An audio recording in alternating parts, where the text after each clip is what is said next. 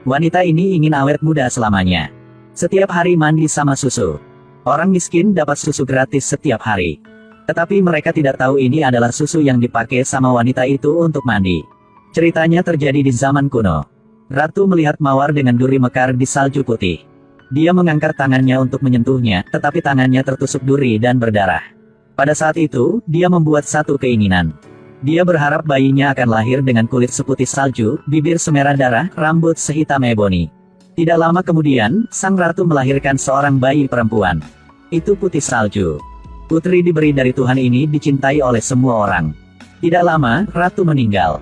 Di saat raja patah hati, tentara misterius mengobarkan perang. Lalu raja bertempur dengan gagah berani. Tentara itu sepertinya terbuat dari keramik. Raja dengan cepat menang. Dari kerumunan, dia melihat seorang wanita bernama Ravenna. Raja tertarik dengan kecantikan wanita itu.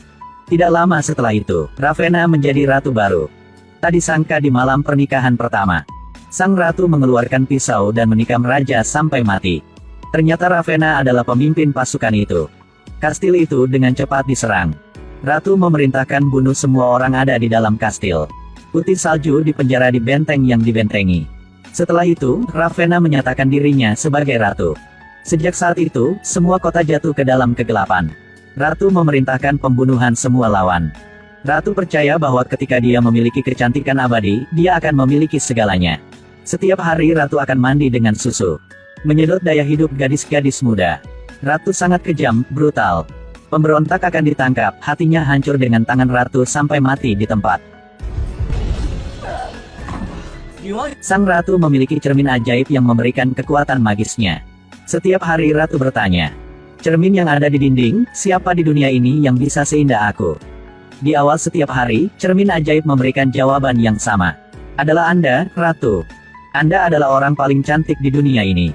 Tapi suatu hari dia bertanya pada cermin lagi. Jawabannya tiba-tiba berubah. Ada seorang gadis yang tumbuh dewasa, dia sangat cantik.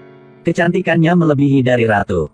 Jika dia ingin mempertahankan kecantikannya, dia harus memakan hati punya gadis itu. Dan gadis itu adalah salju putih. Gadis pirang ini setelah satu malam menjadi wanita tua. Ternyata karena sang ratu ingin awet muda selamanya. Menggunakan sihir untuk menguras daya hidup punya gadis itu. Setelah cermin ajaib berkata, hati putri salju akan membuat dia awet muda.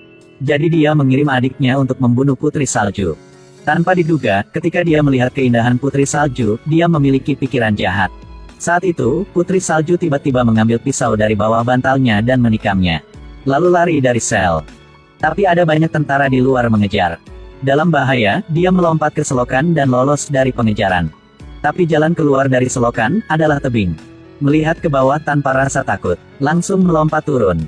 Setelah naik ke tepi, putri salju melihat seekor kuda putih. Dia mengendarainya dan pergi. Tapi tentara masih mengejar. Dia hanya bisa meninggalkan kudanya dan melarikan diri. Ketika melihat putri salju pergi ke hutan hantu, para prajurit ragu-ragu. Hutan ini berisi banyak makhluk aneh. Tidak ada yang masuk bisa keluar. Putri salju ditakuti oleh makhluk aneh dan langsung melarikan diri. Sang ratu marah ketika dia mengetahui bahwa putri salju telah pergi ke hutan hantu. Karena sihirnya tidak berpengaruh padanya. Jadi dia menemukan seseorang yang akrab dengan hutan hantu untuk membantunya. Mereka menemukan seorang pria bernama Erik. Mantan pemburu di hutan hantu itu. Awalnya Erik menolak permintaan dari ratu. Tapi ratu bilang dia akan memberi apa saja. Berjanji untuk menghidupkan kembali istrinya yang sudah meninggal. Dia merindukan istri jadi dia setuju. Jadi mereka pergi ke hutan hitam. Berkat pengalaman dia, Erik sangat cepat menemukan putri salju. Tapi pria ini bukan orang jahat. Dia mengatakan kepada pria bahwa ratu menginginkan hati dia. Jika dia membawa putri salju kembali, mereka berdua akan dibunuh. Kemudian Erik menyadari dia ditipu oleh ratu. Dia tidak akan menepati janji. Lalu Erik menurunkan para prajurit dan bawa putri salju pergi dari hutan hantu. Tapi kemudian satu monster besar muncul. Erik dirobohkan olehnya. Di saat bahaya, putri salju bergegas masuk.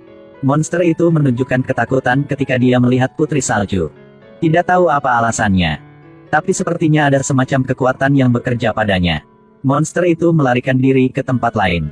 Setelah bahaya ini berlalu, ada bahaya lain muncul. Sementara mereka berdua beristirahat, mereka diserang oleh sekelompok kurcaci. Ketika mereka hendak membunuh Erik, Para kurcaci dihentikan oleh keindahan Putri Salju. Setelah mengetahui bahwa Putri Salju adalah anak raja, mereka memutuskan untuk melindunginya. Mereka bilang dia adalah dewi yang bisa menyelamatkan kerajaan. Saat itu tentara datang. Sekelompok kurcaci membawa mereka ke tempat rahasia. Di sini seperti surga yang penuh dengan kehidupan. Ada begitu banyak makhluk indah. Semua orang melewati malam yang damai. Keesokan harinya ketika Putri Salju bangun, dia melihat dua burung bertengger. Kemudian kedua goblin keluar. Di bawah bimbingan para goblin, dia menemukan satir, rusa putih. Sekarang semua orang tahu bahwa Putri Salju memiliki kekuatan penyembuhan magis. Kemana dia pergi semua penyakit hilang. Sekarang tentara datang untuk mencari lagi. Erik datang untuk melindungi Putri Salju. Setelah beberapa saat, dia membunuh saudara Ratu. Ratu ada di kastil, jatuh ke bawah karena rasa sakit. Sihirnya perlahan menghilang. Wajah secara bertahap menua. Dia memutuskan untuk membunuh Putri Salju sendiri. Pada saat ini, Putri Salju bertemu satu orang. Orang yang dia diam-diam cintai. Setelah membawa Putri Salju ke tempat yang sepi, dua orang berciuman dengan penuh gairah. Pria itu memberi Putri Salju sebuah apel. Putri Salju makan tanpa ragu. Tapi dia diracun, langsung jatuh. Kali ini, pria itu muncul dalam wujud aslinya. Ternyata dia adalah ratu. Karena dia ingin makan jantung punya Putri Salju. Tepat ketika dia ingin membunuh Putri Salju, Erik dan Pangeran William datang berlari. Ratu tahu dia tidak bisa melawan mereka. Berubah menjadi sekawanan gagak dan melarikan diri. Saat itu Putri Salju kena racun, dia langsung pingsan. William sangat menyakitkan. Berikan dia ciuman terakhir. Sayang sekali dia tidak bangun seperti dongeng. Sekarang Ratu terluka. Dia menghisap vitalitas para prajurit menyembuhkan tubuh di tempat rahasia. Ini adalah orang-orang yang mendukung ayah Putri Salju. Erik yang patah hati memberikan ciuman pada Putri Salju. Tiba-tiba Putri Salju bangun lagi. Semua orang sangat terkejut. Iman mereka menjadi lebih kuat. Putri Salju adalah orang yang memimpin mereka untuk menggulingkan Ratu. Putri Salju mendorong semua orang, meningkatkan kekuatan bertarungnya. Putri Salju dan pasukannya tiba di kastil. Tapi kastil ini dipertahankan dengan baik. Mereka tidak tahu bagaimana cara masuk ke dalam. Putri Salju sekarang mengingat jalan keluar rahasia yang pernah dia lalui. Para kurcaci mendobrak masuk ke pedalaman. Dan buka gerbang bentengi punya kastil.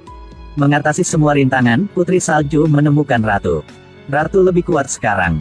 Gunakan sihir dia. Mengepung para tentara punya Putri Salju.